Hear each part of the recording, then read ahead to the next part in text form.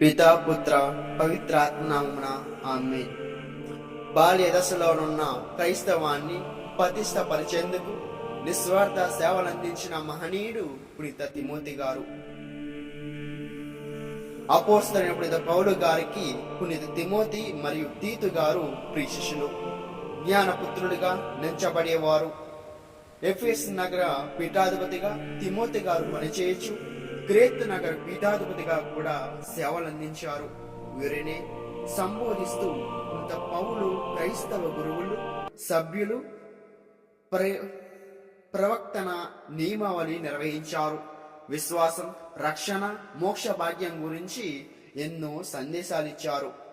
Timothy గారు Asia minor truck లోని జన్మించారు. వీరి తండ్రి యూదేతరుడు, తల్లి యూదురాలు. పునీత పౌలు గారి మొదట మత ప్రచార పర్యటనలో వీరంతా క్రైస్తవాన్ని స్వీకరించి ఉంటారు. వీరు యెరూషలేమునకు చెందిన తొలి క్రైస్తవులు మాత్రం కాదు, కానీ వీరంతా క్రైస్తవ మతాన్ని రెండవ తరంకు పేర్కొనవచ్చు. యూదా మతంపై స్థిరత్వం, సమైక్య భావం అంతగా ఉన్నవారు కాదు.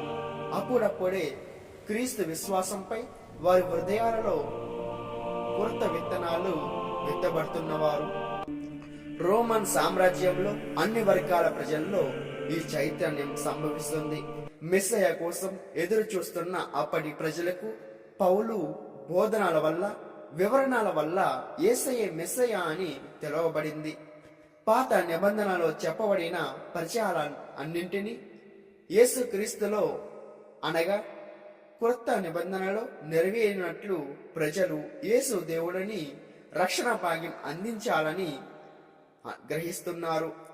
ఈ విధంగా క్రైస్తవులైన తిమోతి గారిని గాని తీతు గారిని గాని వారి విశ్వాసాన్ని, ఉత్సాహాన్ని పౌలు గారు మగ్దుల వారిని తమ అనుచరులుగా ఎన్నుకున్నారు. పునీత పౌలు గారు పరివర్తన చెంది క్రీస్తుకు సాక్షులై సువార్త పరిచర్యమునకు బయలుదేరినప్పుడు తిమోతి గారు పౌలు గారిని సేవలందిస్తున్న పర్యటనలో తోడుగా ఉంటూ దాదాపు 13 సంవత్సరాల పాటు సహాయకులుగా ఉన్నారు. ఇరువురు కాలనడకన కలిసి ప్రయాణించారు. పౌలు ప్రచారం వల్ల క్రైస్తవం స్వీకరించిన క్రైస్తవులను వారి విశ్వాసంలో బలపరిచేందుకు తిమోతి గారు విశేష కృషి చేశారు.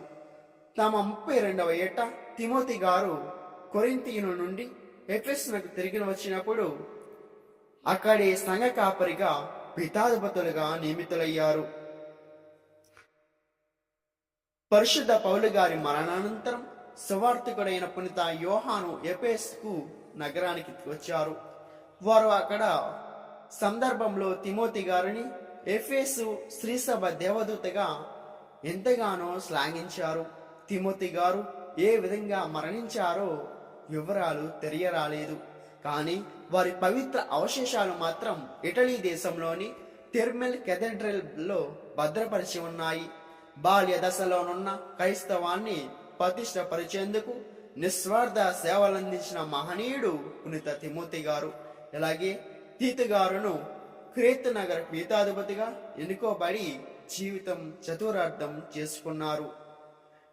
ఓదర సంబంధమైన రోగాలతో బాధపడుతున్న వారు భక్తితో పునీత తిమోతి గారి మధ్యవర్తిత్వాన్ని ప్రార్థిస్తే స్వస్థత చేకూరుతుందని విశ్వాసుల నమ్మకం. ధ్యానాంశం: క్రీస్తు యేసు యొక్క మంచి సైనికుని వలె నాతో పాటు శ్రమను అనుభవింపుము. ప్రతి సైనికుడు తనను సైన్యంలో చేర్చుకున్న నాయకుణ్ణి సంతోష పెట్టవలనని నా అభిలాషించెను. కనుకనే అతడు లౌకిక వ్యవహారములలో చిక్కుకొనును.